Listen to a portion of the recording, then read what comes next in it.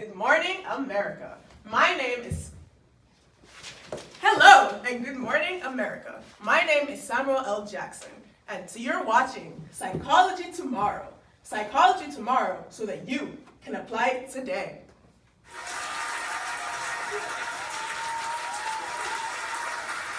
Today, we will be discussing the effects of abuse and trauma, specifically emotional abuse, domestic abuse, and the trauma-associated PTSD, which stands for Post-Traumatic Stress Disorder. We hope to thoroughly present you with the information you need to best understand these topics. To better expound, we're going to talk with Mary Tran, who's a psychologist as well as an abuse survivor. Please come in.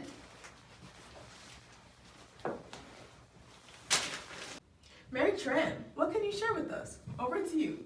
Hello and good morning, Ms. Jackson. Today I'm here to talk about emotional abuse. So abuse comes from the desire for power and control. But because emotional abuse doesn't leave physical scars, it usually becomes unrecognized, right? So this emotional abuse will lead the victim to feeling insecure about their safety. That can lead to stress, neurological damage, and social impairments. So when it comes to stress, constant stress on the victim will increase the size of the amygdala. According to the National Center of Biotechnology, this increase in the amygdala will cause stress to be more receptive, and it will make them more sensitive to fearful situation and more stress. So a way the body tries to combat this is through the production of cortisol. Webster's definition of cortisol is essentially a steroid hormone that's supposed to alleviate the stress. It's supposed to bring the body back to stasis.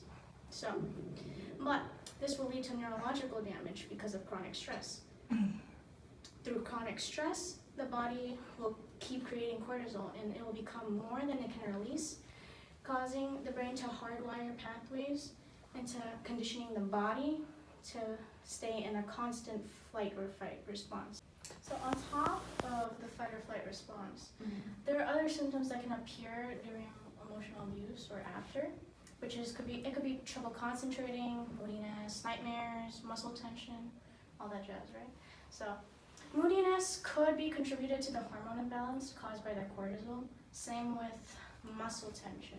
Muscle tension, nightmares, and trouble concentrating could be a result from the trauma they experience from their abuser. So because of that trauma, it can impair them socially. So emotional abuse socially can lead to withdrawal due to a dysfunction in synapse regulation. The synapse is essentially a connecting area between neurotransmitters.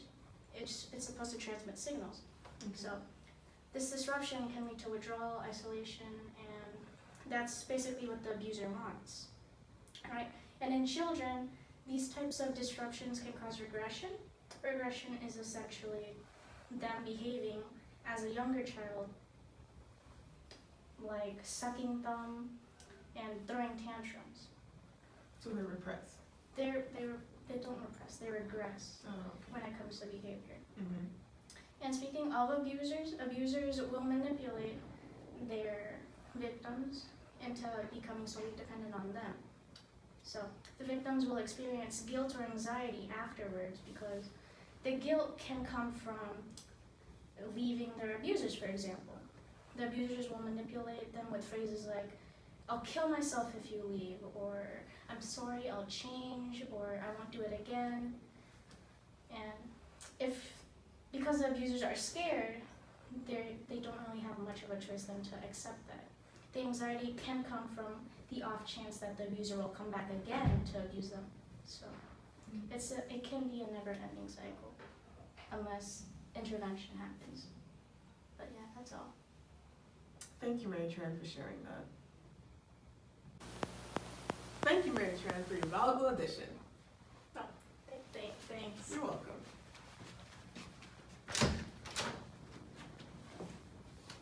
Now, let's welcome in Rihanna, circa 2009. Have a seat, please. What can you tell us today? I put some of my time aside today so I could come on your show and talk about the importance and relevance of physical abuse in today's day and age.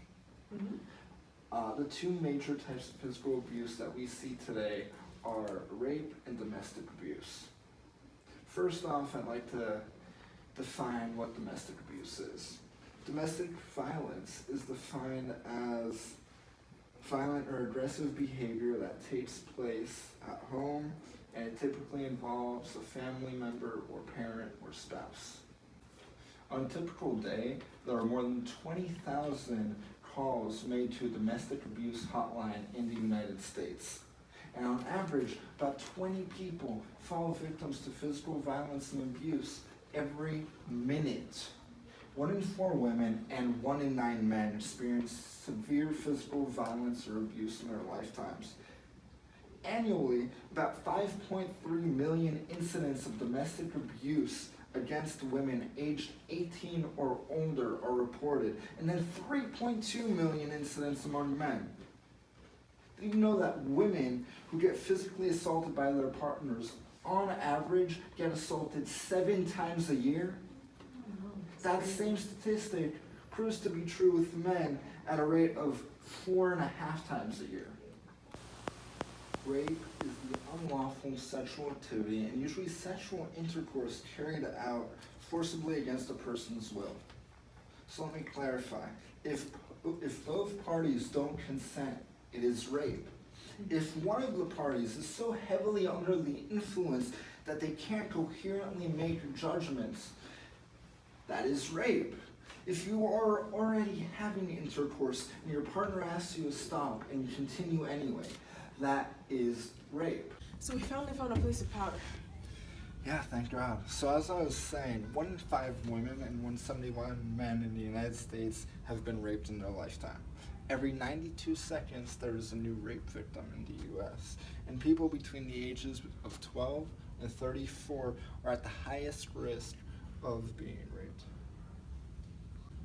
Although wounds heal over time, physical abuse can be traumatic for the victim and leave major emotional damage. It can also alarmingly cause damage for bystanders. This is especially true in young children. Children who witness domestic violence or are victims of the abuse themselves are at serious risk for long-term physical, mental health problems. Wow. Whoa. I think the power in my office just came back on. Do you want to check? Sure. Thank you for telling us your take on domestic abuse. And thank you for having me here You're welcome. and allowing me to speak my mind and my story.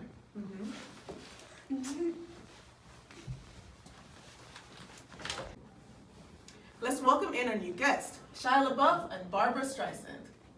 Please come in.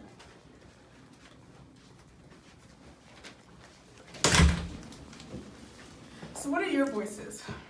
Good morning, I am Shia LaBeouf and I'm Barbara Streisand. and we are PTSD specialists. So a lot of times abuse could cause many different types of disorders to manifest, and one being post-traumatic stress disorder or PTSD. But what does PTSD mean? Well, post-traumatic stress disorder is a psychological disorder characterized by exposure to or threatened by events that involve death, serious injury, sexual violence, and even natural disasters. So someone could even develop PTSD just by witnessing something traumatic or hearing about someone else's experiences. For example, a lot of veterans who were deployed in war zones like in Afghanistan or Iraq, about 13.8% of them were diagnosed with having PTSD from a case study back in 2008 by psychologists Shell and Marshall. And what can you tell me about the symptoms of PTSD? Okay, so in order to be diagnosed with PTSD, you have to have had one of the following. You have to have memories that are disturbing, distressing, or reoccurring that happens with the event. You can have nightmares that have content and emotions associated with the event. You can have flashbacks, also called dissociative reactions, which is feeling as if the situation that happened is happening all over again. Or you could also have depression, anxiety, grief, fear, and all those other types of psychological distressors. And also physical reactions that are obvious cues related to the event, like flinching, or having aggression, irritation, lashing out, panicking, loss of sleep or concentration, etc.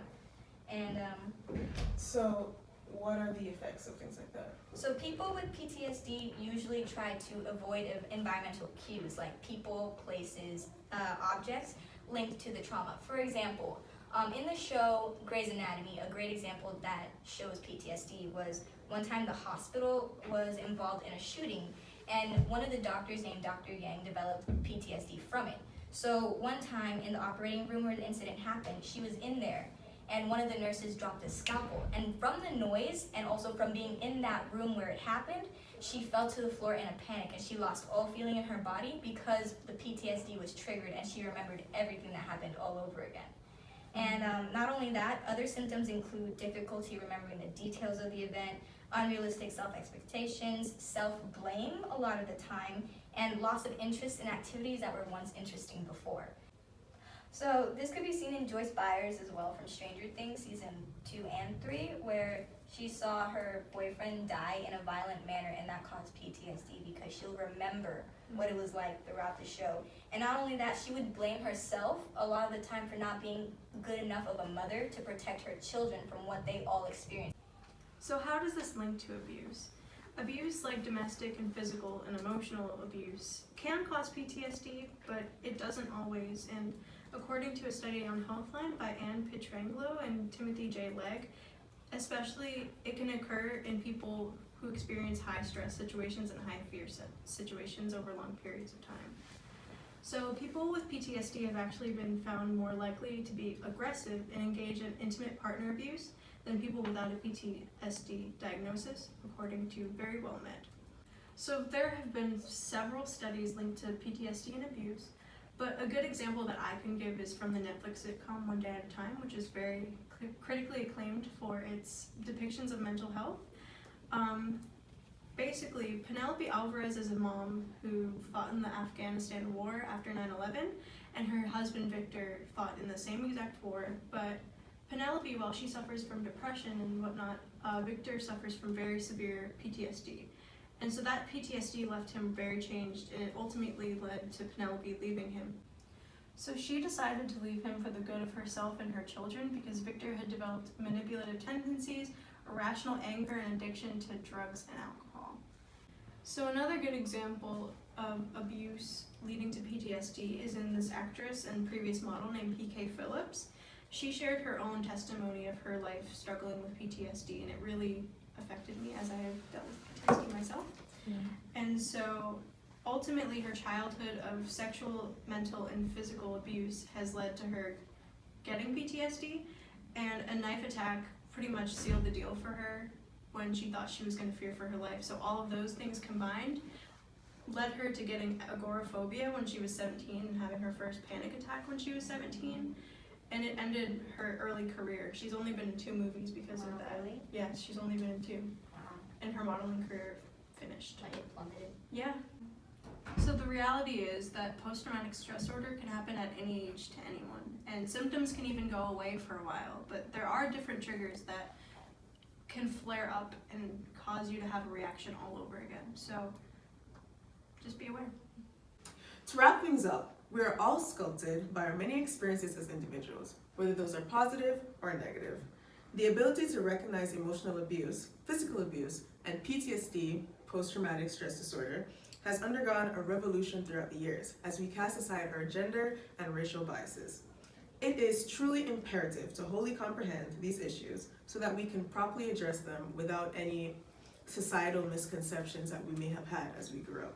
So, thank you for tuning in on today's episode of Psychology Tomorrow. Psychology Tomorrow, so you can apply it today. So remember, for domestic violence and intimate partner violence, the hotline is 1-800-799-7223, available 24 hours a day, 7 days a week via phone and email.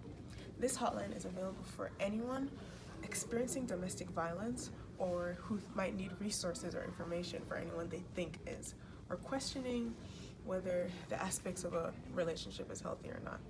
For living with PTSD, the hotline is 305-459-2000.